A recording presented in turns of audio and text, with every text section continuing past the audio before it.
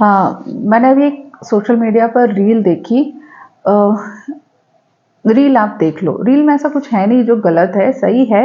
लेकिन जो इसमें देवी देवताओं वाली बात कही थी ना, उस पर मुझे पता नहीं क्यों मन किया थोड़ा सा एक्सप्लेन करने का, तो सोचा।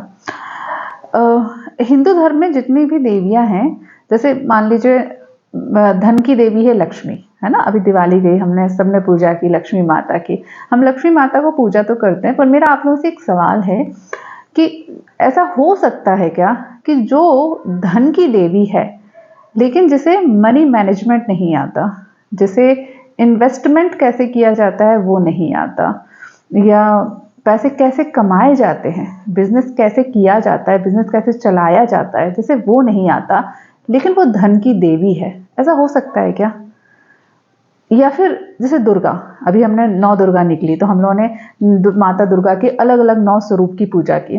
तो उसमें जो दुर्गा माता है, जो राक्षसों को मार देती हैं, जिनके पास इतनी ताकत है कि वो इतने भयानक राक्षसों को मार देती हैं, जिनको भगवान शंकर जी और विष्णु जी भी नहीं मार सकते, क्योंकि उनको माता दुर्गा मार देती हैं। लेकिन फिर क्या ऐसा हो सकता है कि माँ दुर्गा को वो शस्त्र चलाने नहीं आते?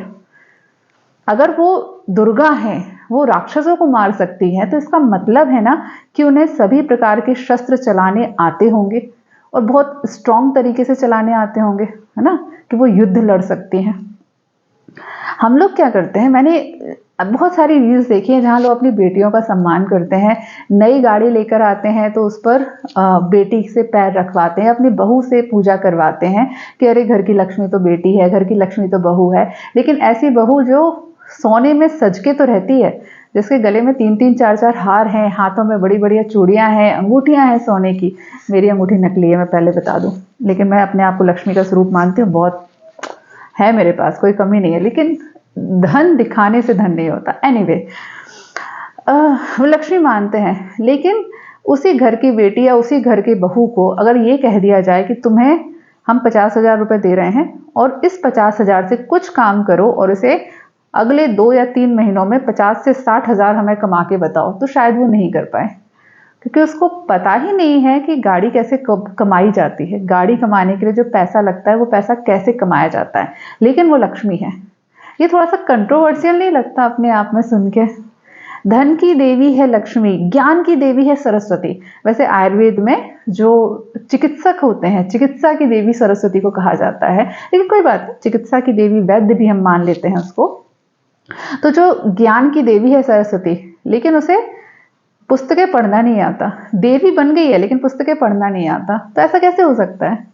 हम लड़कियों के साथ ऐसे ही करते हैं, हम उनको देवी बनाकर बहुत ऊंचे पद पर बैठाल देते हैं कि देवी है, लक्ष्मी है, दुर्गा है। लेकिन दुर्गा बनने के लिए जो अस्त्र शस्त्र उसको चलाने आने चाहिए, उसकी कोई प्रैक्टिस नहीं कराते।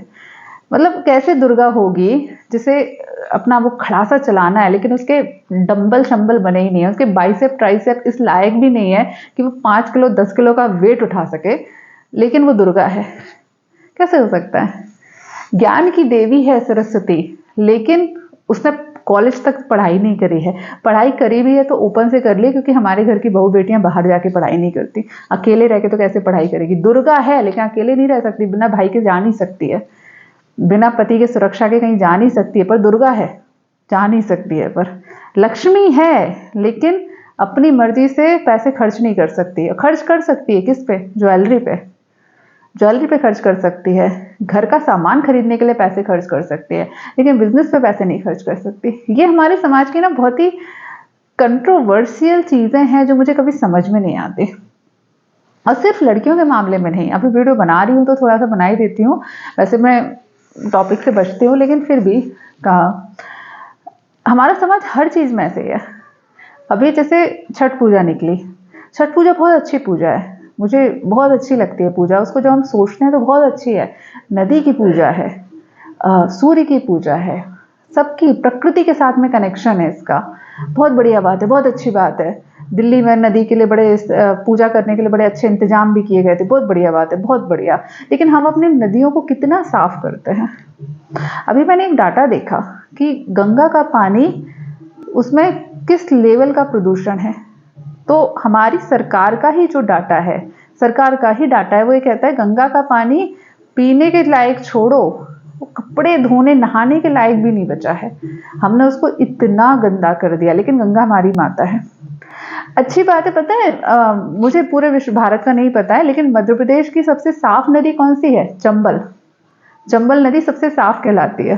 क्यों? क्योंकि चंबल नदी की पूजा नहीं होती। चंबल नदी की हम कोई पूजा नहीं करते, उल्टा लोग चंबल के पानी को गर्म बोलते हैं। हमारे यहाँ के क्षेत्र का पानी है, गर्म होता है ऐसा बोलते हैं। चंबल की पूजा नहीं की जाती, उल्टा ये बोला जाता है कि चंबल क्षेत्र में आने के बाद लोगों का दिमाग खराब हो जाता है। आप लोग भी बोल सकते हो कि ऐसे वीडियो बना रही है, दिमाग खराब है लेकिन सबसे साफ नदी चंबल है, जिसकी हम पूजा नहीं करते। जिसकी हम पूजा करते हैं नर्मदा जी, नर्मदे हर बोलते हैं, लेकिन नर्मदे कितनी गंदी है। हम पीपल के वृक्ष, अभी हमारे यहाँ कोई फेस्टिवल निकला, मुझे नहीं पता क्या था यार, क्योंकि मैं पूजा अर्चना ज़्यादा करती नहीं हूँ, लेकिन उसमें हमारे मोहल्ले की कुछ औरतें थी, वो पर्टिकुलरली बबूल के पेड़ ढूंढ के उसकी कुछ पूजा कर रही थी, और अभी बीच में अकउआ के पेड़ की कुछ पूजा वूजा हो रही थी। दिवाली के बाद का कुछ था, मुझे नहीं पता क्या था, लेकिन फिर मैं सोचती हूँ कि बबूल के पेड़ मिलते कहाँ हैं? आपने कितने बबूल के पेड़ लगाए? सावन के महीने में हम बेल तोड़ तोड़ के शिवलिंग पे चढ़ाते हैं, बहुत अच्छी बात है, लेकिन जब ये पूरी धरती ही शिवमय है, तो हम धरती पर बेल के वृक्ष क्यों नहीं लगा सकते? मतलब ये सारी चीजें कितनी कंट्रोवर्शियल है। हिपोक्रेसी की भी एक सीमा होती है वाला मीम है यहाँ पे, लगता है कि हम दिखाते हैं कि हम बहुत धार्मिक हैं, लड़कियों के मामले में, एजुकेशन के मामले में, बच्चियों के मामले में, पर्यावरण के मामले में हम हवा की भी पूजा करते हैं, हम पेड़ों की भी पूजा करते हैं, हम गाय की पूजा करते हैं, लेकिन फिर वही गाय जब घर के सामने गोबर करती है तो उसको भगा देते हैं। उसी गाय से उसका बछड़ा छीना जाता है तब हमको कोई दिक्कत नहीं होती, लेकिन उसी गाय का हम उस बछड़े से छीन करके दूध पी लेते हैं, लेकिन फिर पूजा में गौ माता की जय ऐसे भी बोल देते हैं। जब शनि देव का प्रकोप होता है तो हम काला कुत्ता ढूंढते हैं, और जब शनि देव का प्रकोप हट जाता है, जब कोई पूजा अर्चना नहीं रहती है, तो उसी काले कुत्ते को भगा भी देते हैं। तो बहुत ही खोखलापन है हमारे रीति रिवाजों में, हमारी जो मान्यताएं हैं और हम अंदर से जो इंसान हैं उसमें थोड़ा सा ना, थोड़ा नहीं एक्चुअली बहुत ज़्यादा गैप आ गया है। ओशो ने एक बार कहा था, ओशो के एक लेक्चर में था ये चीज़, कि भारतीय लोग केवल ऊपर से धार्मिक हैं, अंदर से बहुत खोखले होते जा रहे हैं। तो शायद वही सब कुछ है। चलिए, ये बस एक रैंडम वीडियो था, एक डिस्कशन अलग अलग बातों के ऊपर। नेक्स्ट वीडियो में मिलते हैं, तब तक के लिए stay healthy and be happy. Good bye.